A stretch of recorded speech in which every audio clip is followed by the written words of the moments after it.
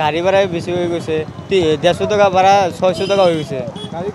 গাড়ী কম গাড়ী নাই 10টা পৰা ৰখি আছো এটা গাড়ীও পোৱা নাই লক্ষীপুৰ গোৱালপাৰা ভোট দিবৰ কাৰণে আমি এতিয়াতো আজি সব গাড়ীবিলাকতো ৰিকুৱেশ্যন কৰিছে এতিয়া পাব্লিকক দেখিছে আপোনালোকে কেনেকুৱা মানুহ ৰৈ আছে এতিয়া গাড়ীত ভাড়া বিচাৰিছে ডবল গতিকে আমি যাম কেনেকৈ এতিয়া গাড়ী নাই আচলতে মেইনলি গাড়ী নাই আমি যোৱাৰ কাৰণে খুব অসুবিধাত পৰিছোঁ এতিয়া মই যাম দুধনৈ আৰু যিবিলাক এতিয়া ধৰক আপোনাৰ লক্ষীপুৰ মানকাছৰ আপোনাৰ ধুবুৰী গাড়ীবিলাক আছে তেওঁলোকতো মানে ৰাস্তা মানুহ নিনিয়ে আৰু ডাবল ভাড়া লাগিব সিহঁতক গোটেই ভাড়া বৃদ্ধিটো বেছি ডাবল তাৰমানে মোৰ দুধনৈলৈকে যাব লগা হ'লে আপুনি মই ভাড়া দিব লাগিব আপোনাৰ ধুবুৰীলৈকে তেতিয়াহে মোক নিব ঠিক তেনেকুৱা পৰ্যায় হৈছে মানুহৰ এতিয়া আপোনালোকে দেখিছে মানুহ